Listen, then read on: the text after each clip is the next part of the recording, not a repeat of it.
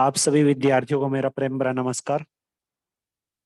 जैसा कि हमारा जो विषय चल रहा है आपके पाठ्यक्रम में, जो वसंत नामक जो आपके पाठ्य पुस्तक है, इसमें जो हमारा अध्याय है 14वां अध्याय अकबरी लोटा। तो अकबरी लोटे को हम अभी तक ये जो पंक्ति है फिर उसे क्या मुंह दिखलाएंगे, ऊपर से तीसरा जो अ, आपका पैराग्राफ है इसमें तीसरे से चौथा शुरू करेंगे। खैर एक दिन और बीता, मुंह दिखलाएंगे यहाँ तक कर चुके थे, इसे आगे देखिएगा।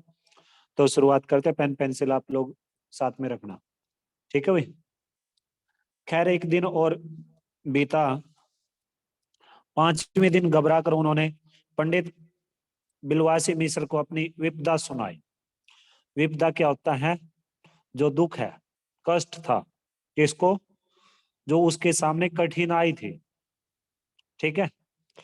तो आगे देखिए, संयोग कुछ ऐसा बिगड़ा था।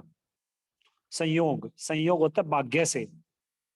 कुछ ऐसा बिगड़ा था कि बिलवासी जी भी उस समय बिल्कुल कुक थे। कुक, कुक का मतलब होता है खाली, बिल्कुल एम्प्टी। उनके पास भी कुछ नहीं था, ठीक है। उन्होंने कहा मेरे पास है तो नहीं, पर मैं कहीं से मांग जांच कर लाने की कोशिश करूंगा, और अगर मिल गया तो कल शाम को तुमसे मकान पर मिलूंगा।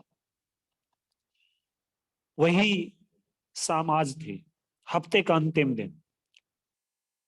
कल 250 रुपए का, 250 रुपए या तो गिन देना है या सारी हेकड़ी से हाथ धोना है। हेकड़ी, हेकड़ी क्या होता है? जो उगरता है, सेखी, उगरता जोश जो उसके अंदर था वो सारा का सारा खत्म हो जाएगा। यह सच है कि कल रुपया न आने पर उनकी स्त्री उन्हें डामल फांसी न कर देगी। डामल फांसी बड़ा कठिन शब्द है। देखिए डामल फांसी का अर्थ क्या होता है कि जो देश निकाला होता है, जिसको देश से निकाल देते हैं, देश निकाला, या आजीवन कारावास का जो दंड जिसको दिया गया उसको डामल फांसी बोलते हैं। उसे क्या बोलते हैं? डामल फांसी, ठीक है भाई। डामल फांसी न कर देगी, केवल जरा सा हंस देगी। पर वह कैसी हंसी होगी? कल्पना मात्र से जावलाल में मरोड़ पैदा हो जाती थी। मरोड़ पैदा होना यानी कि मरोड़ पैदा होने का मतलब है कि डर के कारण पेट में दर्द हो जाना, घबराहट के कारण पेट दर्द हो जाना, उसको बोलते हैं मरोड़ पैदा होना, ठीक है। आगे चलिएगा। आज शाम को पंडित बिलवासी मिश्र को आना था। यदि ना आए तो, या कहीं रुपये का प्रबंध वे न कर सके, इस प्रकार की जो उधेड़ बुन है वो कर रहे थे पंडित बिलवासी जी के मिश्र लाला जावलाल जी, ठीक है। तो आगे चलिए। इसी उधेड़ बुन में पड़े लाला जावलाल छत पर टहल रहे थे। उधेड़ बुन बनना, ये मुहावरे का प्रयोग हो गया। उधेड़ बुन करना या बनना यानी कि सोच विचार करना। उधेड़ बुन का मतलब क्या है? सोच विचार करना, ठीक है। कुछ प्यास मालूम हुई, उन्होंने नौकर को आवाज दी। नौकर नहीं था, खुद उनकी पत्नी पानी लेकर आई। वह पानी तो जरूर लाई, वह पानी तो जरूर लाई, पर गिलास लाना भूल गई थी। केवल लोटे में पानी लिए वह प्रकट हुई। फिर लोटा भी संयोग से, वह जो अपनी बेढंगी सूरत के कारण लाला जावलाल को सदा से नापसंद था। बेढंगी, बे उपसर्ग है। बे, बे, बे का मतलब है के बिना, बे उपसर्ग। ढंग, बिना ढंग के, अर्थात अजीब, ठीक है। आगे चलिएगा। तो नया साल, तो नया साल 2 साल का ही बना, पर कुछ ऐसी गड़न उस लोटे की थी कि उसका बाप डमरू, माँ चिलम रही हो। यानी कि किसके बारे में बताया गया है? जो जिस लोटे में लाला जावलाल की जो पत्नी है, लाला जावलाल के लिए पानी लेकर आई थी, उस लोटे के विषय में बताया जा रहा है कि उसका जो रंग रूप था ना, वो कैसा था, बेढंग था, अजीबोगरीब था। और उसकी जो गड़न, गड़न क्या होती है, निर्माण करना, बनावट, बनाना। ठीक है, आगे चलिएगा। लाला ने लोटा ले लिया, बोले कुछ नहीं, अपनी पत्नी का अदब मानते रहे। अदब मानना, अदब, अदब का मतलब होता है मान देना, इज्जत देना, अदब। ठीक है, मानना ही चाहिए, इसी को सभ्यता कहते हैं। जो पति अपनी पत्नी का न हुआ, वह पति कैसा। फिर उन्होंने यह भी सोचा कि लोटे में पानी दे, तब भी गनीमत है। गनीमत, गनीमत का मतलब है शुक्र है, ठीक है, अच्छा है। अभी अगर चूं कर देता हूं तो बाल्टी में भोजन मिलेगा। कौन सोच विचार कर रहे हैं, लाला जावलाल। अगर, क्योंकि उन्हें वो जो लोटा था, जिस लोटे में उनकी पत्नी पानी लेकर आई थी उनके लिए, लाला जावलाल के लिए, तो वो उस लोटे को तो वो बिल्कुल भी पसंद नहीं किया करते थे। उस लोटे को देखकर लाला जावलाल को क्रोध आ जाता था, गुस्सा आ जाता था। लेकिन जो उसके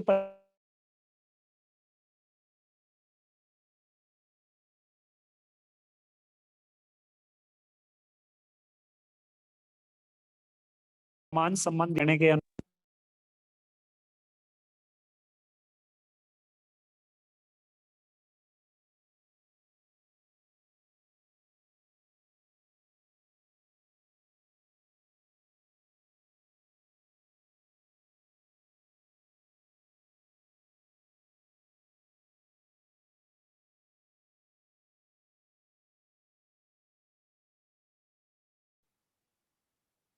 तो लाला अपना गुस्सा पीकर पानी पीने लगे। उस समय वे छत की मुंडेर के पास ही खड़े थे। अब गुस्सा पीना, ये भी एक तरह से मुहावरे के तौर पे अगर हम प्रयोग करेंगे, गुस्सा पीने का मतलब है जो भी वो लाला जावलाल को जिस भी प्रकार से क्रोध आया हुआ था, उस क्रोध को दबा देना। ठीक है भाई। और मुंडेर, मुंडेर क्या होता है, जो छत का किनारा होता है उसे मुंडेर बोलते हैं। ठीक है, आगे चलिएगा। जिन बुजुर्गों ने पानी पीने के संबंध में यह नियम बनाए थे कि खड़े खड़े पानी न पियो, सोते समय पानी न पियो, दौड़ने के बाद पानी न पियो, उन्होंने पता नहीं कभी यह भी नियम बनाया या नहीं कि छत की मुंडेर के पास खड़े होकर पानी न पियो। जान पड़ता है कि इस महत्वपूर्ण विषय पर उन लोगों ने कुछ नहीं कहा है। महत्वपूर्ण होता है, महत्वपूर्ण क्या होता है, विशेष। ठीक है, आगे चलिएगा आप। तो लाला जावलाल मुश्किल से दो एक घूंट पी पाए होंगे कि न जाने कैसे उनका हाथ हिल उठा और लोटा छूट गया। लोटे ने दाएं ना देखा, बाएं ना देखा, वह नीचे गली की ओर चल पड़ा। अपने वेग में उल्का को लजाता हुआ वह आंखों से ओझल हो गया। वेग, वेग का मतलब होता है गति, स्पीड, तेजी से।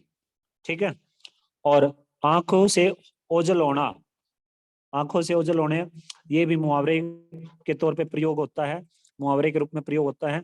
आंखों से ओझल होने का मतलब होता है दिखाई ना देना। ठीक है, किसी जमाने में न्यूटन नाम के किसी खुरापाती ने पृथ्वी की आकर्षण शक्ति नाम की एक चीज इजाद की थी। खुरापाती करना, खुरापाती का मतलब होता है आविष्कार करना, खोजना, फाइंड आउट करना, सर्च करना, यानी कि शरारती बुद्धि वाला एक तरह से, या तेज बुद्धि वाला, तेज बुद्धि वाला। और आकर्षण, आकर्षण का मतलब होता है खिंचाव, अपनी ओर अट्रैक्टिव करना, उसको अपनी ओर खींचना। इजाद, इजाद का मतलब होता है नई वस्तु की खोज करना। ये इस प्रकार के जो शब्द है उर्दू शब्द हैं। ठीक है, तो इजाद, नई वस्तु की खोज करना। आगे चलिएगा आप अगले पृष्ठ पे। तो लाला को काटो तो बदन में खून नहीं, या नहीं कि उस समय लाला जावलाल की हालत ऐसी हो गई थी, डर के मारे कि उनके अगर उन्हें काटने की भी कोशिश करे तो जो खून है उनके शरीर में ना मात्र का बिल्कुल है ही नहीं। ठीक है, तो आगे चलिएगा आप।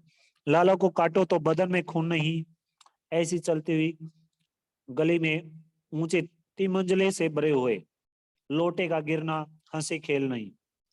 3 मंजिले, 3 मंजिले का मतलब है 3 मंजिले वाला मकान। यानी कि अगर व्याकरणिक कोटि के अनुसार चले तो व्याकरणिक कोटि के अनुसार 3 मंजिले में कौन सा समास हो गया, आप लोगों ने किया भी है पहले। आपने अगस्त सितंबर में ये जो चैप्टर है समास वाला वो किया भी होगा। तो 3 मंजिले का मतलब है 3 मंजिलों वाला, यानी कि द्विगु समास। संख्या का बोध है, संख्या का बोध। ठीक है, और इसमें क्या है, आपको पता भी है कितने प्रकार के होते हैं समास। ठीक है, 4 प्रकार के हैं। ये सभी कुछ बातें आपको बताई गई है, लेकिन कुछ किताबों में 6 प्रकार दिए गए हैं। वो जो 6 हैं, जो कर्मधारय है और द्विगु है, वो तत्पुरुष का ही प्रभेद माना जाता है। तत्पुरुष समास का ही प्रभेद माना जाता है, ये दोनों के दोनों। क्योंकि जो तत्पुरुष है कार्य विभक्ति के अनुसार तत्पुरुष 6 प्रकार का होता है। इसमें प्रथमा कार्य विभक्ति का प्रयोग नहीं होता और अंतिम कार्य विभक्ति का प्रयोग नहीं होता। यानी कि कर्ता ने और संबोधन हे हरे, इन कार्य विभक्तियों का प्रयोग नहीं होता, बाकी सभी कार्य विभक्तियों का इसमें प्रयोग होता है। जैसे तुलसी कृत, तुलसी से कृत। जैसे पथ भ्रष्ट, रास्ते से भटका हुआ। रेखांकित, रेखा से अंकित। से, के, में, पर। ये इस प्रकार की जो कार्य विभक्तियों का प्रयोग है, ये इसके अनुसार जो तत्पुरुष समास है 6 प्रकार का है। और 3 इसके उपभेद हैं, 3 इसके उपभेद हैं, अलुक तत्पुरुष, नियत तत्पुरुष और उपपद तत्पुरुष। और 2 इसके प्रभेद हैं, प्रभेदों में कर्मधारय और द्विगु। ठीक है, तो ये जो 3 मंजिले है ये तत्पुरुष का ही प्रभेद है। द्विगु जो 3 मंजिले में जो समास आया है द्विगु, ये किसका प्रभेद है, तत्पुरुष का ही। लेकिन कुछ किताबों में बहुत सारी किताबों में क्या दिया है, 6 भेद दिए हुए हैं समास के। अंग्रेजी में शायद इसको कंपाउंड बोलते होंगे। देखो इंग्लिश के हम विद्यार्थी हैं नहीं, आपको ज्यादा पता अंग्रेजी के बारे में, लेकिन जहां तक मेरे दिमाग के घोड़े दौड़ते हैं तो शायद कंपाउंड ही बोलते हैं इसे। ठीक है, बाकी आप देख लेना, आप अंग्रेजी के विद्यार्थी हो। ठीक है भाई, तो आगे चलिएगा आप। कुछ हुआ तो भी ऐसा ही, गली गली में एक पंक्ति रह गई ऊपर, यह लोटा न जाने किस अनाधिकारी के झोंपड़े पर काशीवास का संदेश लेकर पहुंचेगा। अब आगे देखिएगा आप। कुछ हुआ भी ऐसा ही, गली में जोर का हल्ला उठा। लाला जावलाल जब तब दौड़कर नीचे उतरे, तब तक एक भारी भीड़ उनके आंगन में घुस आई। लाला जावलाल ने देखा कि इस भीड़ में प्रधान पात्र एक अंग्रेज है जो नक सिख से भीगा हुआ है। नक सिख बड़ा वो है, बड़ा महत्वपूर्ण शब्द है और बड़ा ही कठिन शब्द है, संस्कृत शब्द है। और अगर मैं आपको थोड़ा सा बारीकी से बताना चाहूँ नक सिख के विषय में, हिंदी जो साहित्य है, हिंदी साहित्य को जो 4 भागों में विभाजित किया गया है विद्वान लोगों ने, तो इसमें एक दौर आता है भक्ति काल का दौर, जो 1375 से और 1700 ईस्वी तक का दौर है। और उसमें 2 धाराएं प्रचलित थी, एक सगुण काव्य धारा और एक निर्गुण काव्य धारा। सगुण में तो ये था कि भाई जिस परमपिता परमात्मा ने जन्म लिया है और जो मतलब अवतारी है, जो मंदिर मस्जिदों में सभी जगह विद्यमान है। और निर्गुण वाले ये मानते थे कि उस परमात्मा ने न तो कोई अवतार लिया, न जन्म है, न मंदिर मस्जिदों में मिलता है। तो सगुण को ये भी 2 भाग हो गए, एक राम काव्य धारा और एक कृष्ण काव्य धारा। और फिर जो निर्गुण है, निर्गुण के भी 2 भाग हो गए, एक हो गया आपका क्या नाम है संत काव्य धारा, जिसको ज्ञान मार्गी काव्य धारा भी बोलते हैं, आप लोग ज्ञान बोलते हैं, ज्ञान।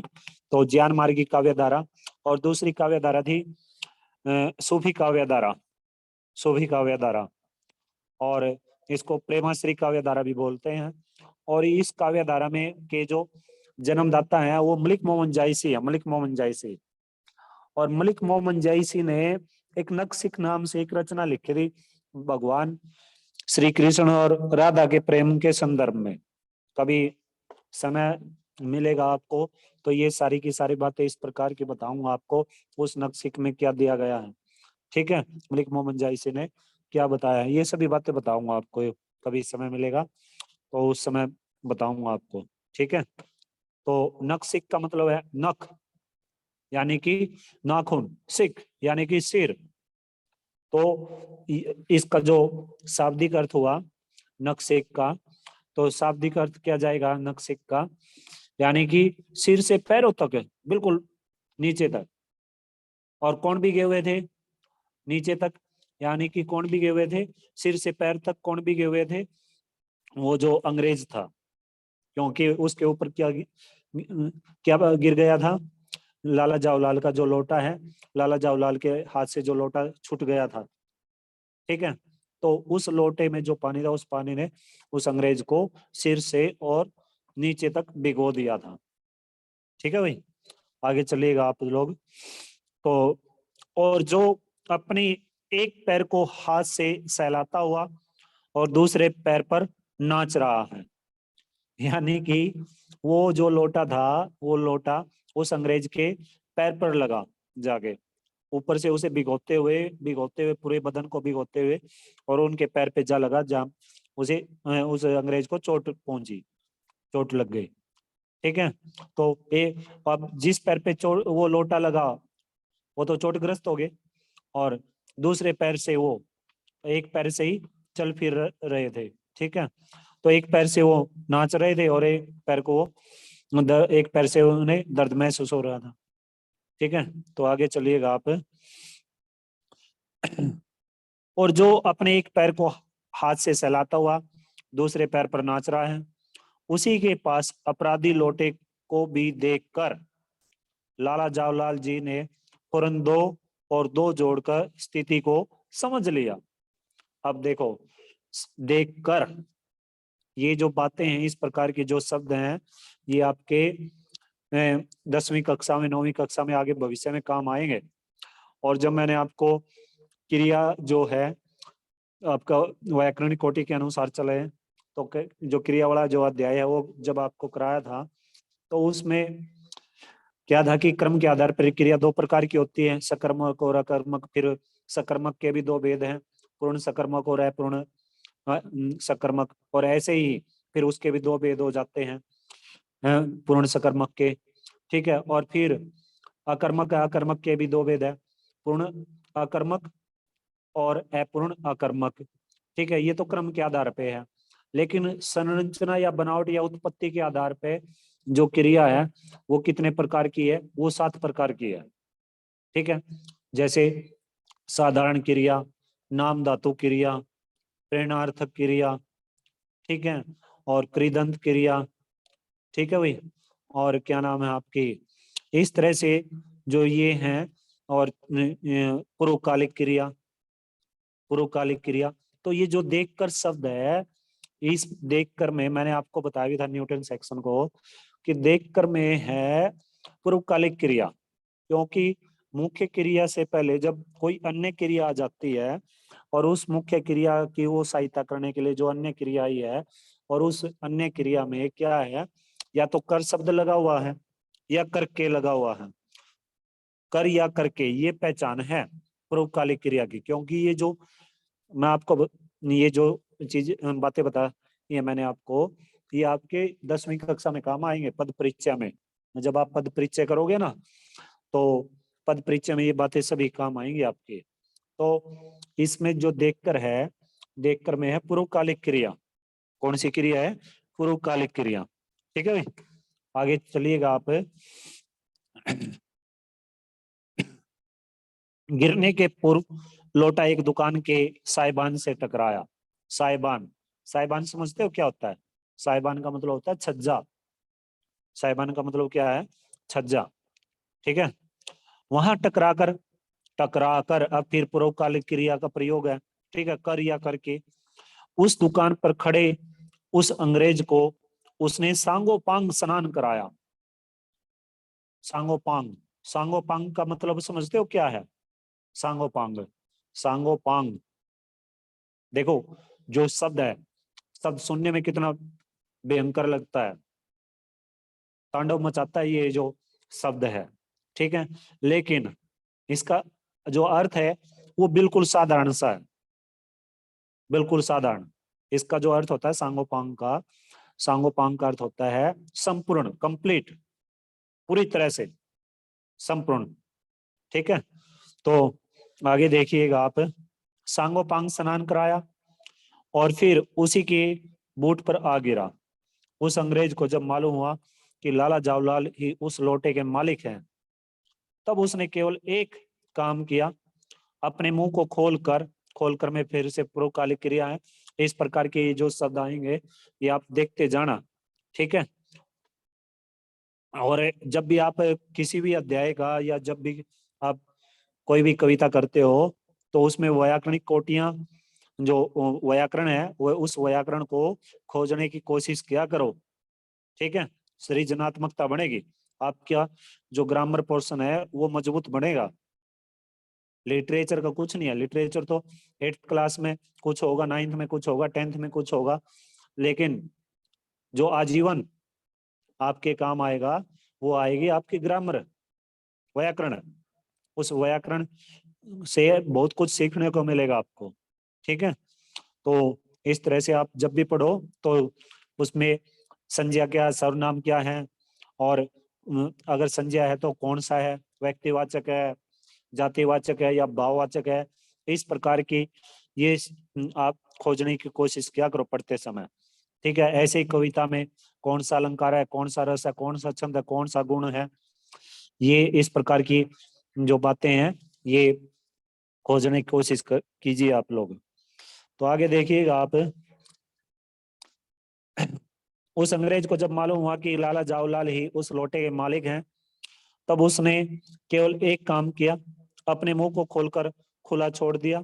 लाला जावलाल को आज ही यह मालूम हुआ कि अंग्रेजी भाषा में गालियों का ऐसा प्रकांड कोश है, प्रकांड कोश, प्रकांड समझते हो, प्रकांड अत्यधिक, बहुत ज्यादा, कोश, कोश मीन्स खजाना, जैसे बोलते नहीं है शब्द कोश, अंग्रेजी में डिक्शनरी बोलते हैं, शब्दों का कोश जिसमें शब्दों को खजाना है, ठीक है। कोश मीन्स खजाना, प्रकांड, प्रकांड भयंकर या अत्यधिक या बहुत ज्यादा, ठीक है भाई। आगे चलिएगा आप, इसी समय पंडित बिलवासी मिश्र भीड़ को चीरते हुए आंगन में आते दिखाई पड़े। उन्होंने आते ही पहला काम यह किया कि उस अंग्रेज को छोड़कर और जितने आदमी आंगन में घुस आए थे सबको बाहर निकाल दिया। फिर आंगन में कुर्सी रखकर उन्होंने साहब से कहा, आपके पैर में शायद कुछ चोट आ गई है, अब आप आराम से कुर्सी पर बैठ जाइए। साहब बिलवासी जी को धन्यवाद देते हुए बैठ गए और लाला जावलाल की ओर इशारा करके बोले, आप इस शख्स को जानते हो? आप इस शख्स को जानते हैं? प्रश्नशाली है। इस शख्स को, शख्स, शख्स मीन्स आदमी, व्यक्ति, ठीक है।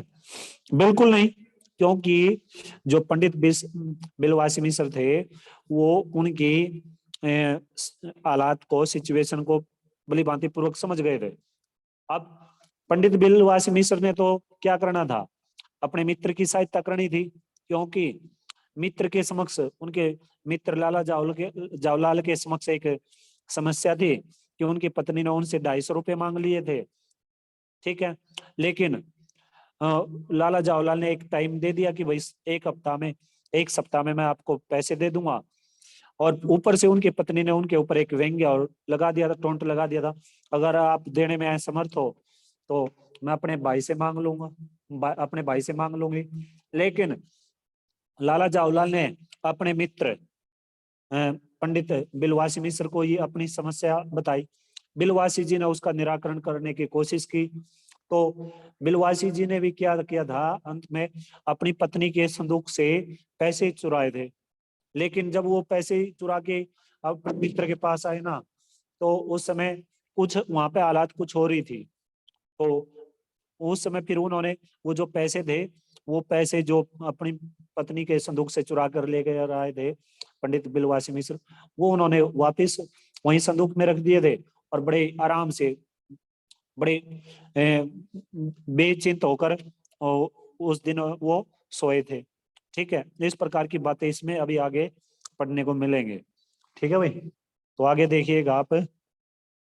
साहब ये पंक्ति पढ़ चुके हैं? बिल्कुल नहीं, और मैं ऐसे आदमी को जानना भी नहीं चाहता जो निरी रहा चलतों पर लोटे के वार करें।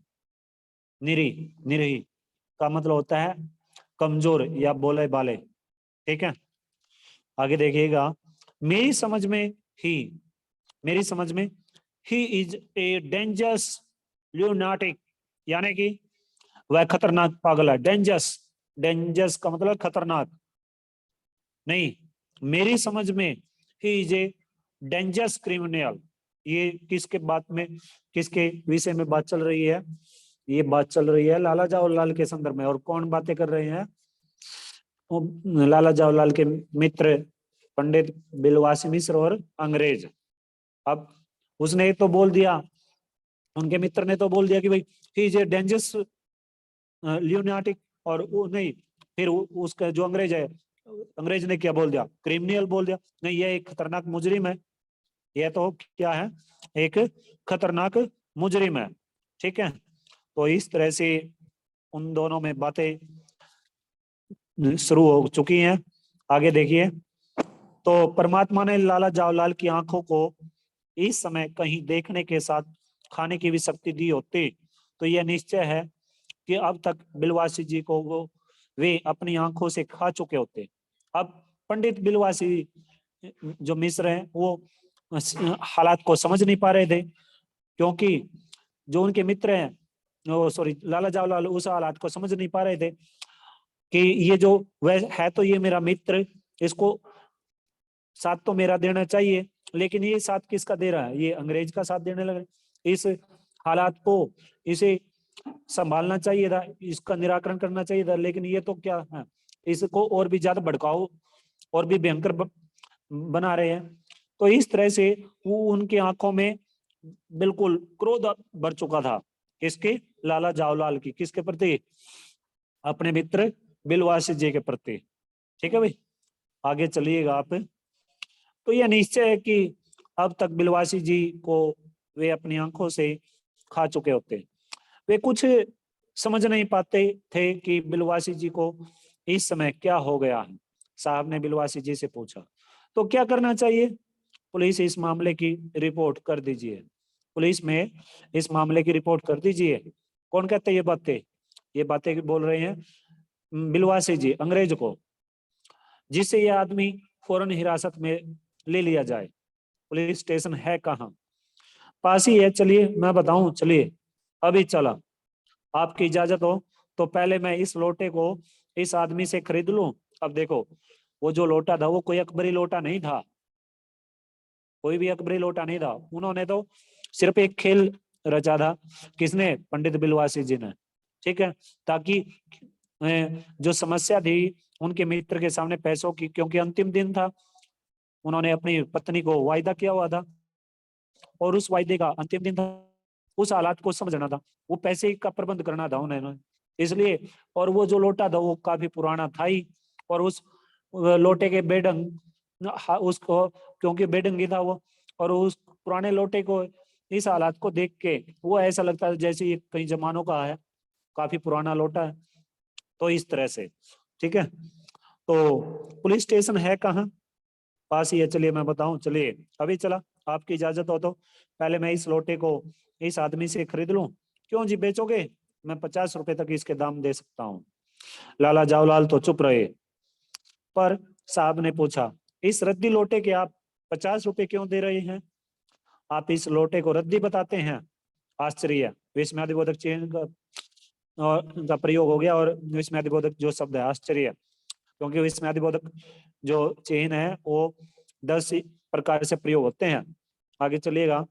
मैं तो आपको एक विज और सुशिक्षित आदमी मानता था। विज का मतलब होता है विद्वान, बुद्धिमान, और सुशिक्षित, सुशिक्षित का मतलब होता है जो पढ़ा लिखा होता है। ठीक है, आखिर बात क्या है, कुछ बताइए भी जनाब। यह एक ऐतिहासिक लोटा जान पड़ता है, यह एक ऐतिहासिक लोटा जान पड़ता, जान क्या पड़ता है, मुझे पूरा विश्वास है कि यह वह प्रसिद्ध अकबरी लोटा है जिसकी तलाश में संसार भर के म्यूजियम परेशान है। यह बात, अब म्यूजियम क्या होता है, संग्रहालय, जहाँ पे ऐतिहासिक व पुरानी जो चीजें हैं उन्हें सुरक्षित रखा जाता है। ऐतिहासिक, ऐतिहासिक से मतलब इतिहास से जुड़ा हुआ, ठीक है। और म्यूजियम का मतलब है संग्रहालय, म्यूजियम का मतलब क्या है, संग्रहालय, जहाँ पे संग्रहालय, आलय, आलय का मतलब है घर, संग्रह, संग्रह का मतलब होता है एकत्रित करना, यानी कि जो पुरानी और ऐतिहासिक जो चीजें हैं उनको एकत्रित करके एक ही जगह सुरक्षित रख दिया है कि भाई इस राज्य की, इस क्षेत्र की, हमारे जो बुजुर्ग थे, जो हमारी पीढ़ियां थी, वो इस प्रकार की चीजों का सदुपयोग किया करते थे।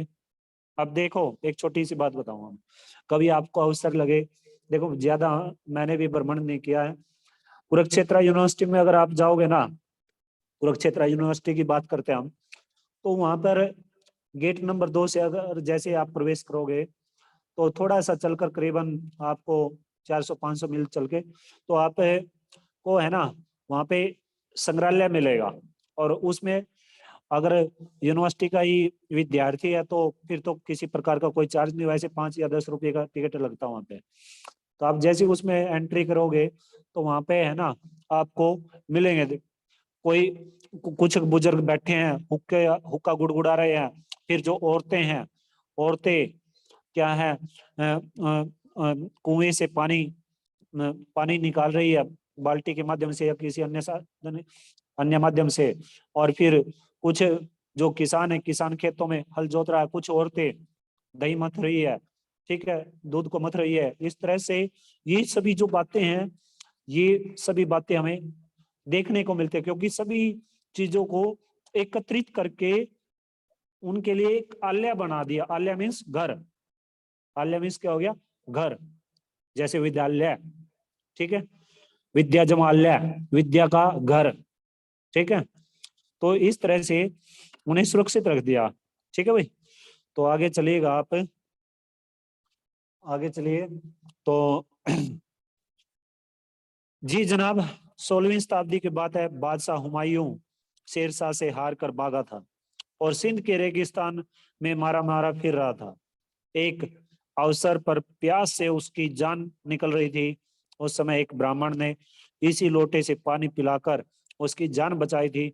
हुमायूं के एक बाद अकबर ने उस ब्राह्मण का पता लगाकर उससे इस लोटे को ले लिया और इसके बदले में उसे इसी प्रकार के 10 सोने के लोटे प्रदान किए।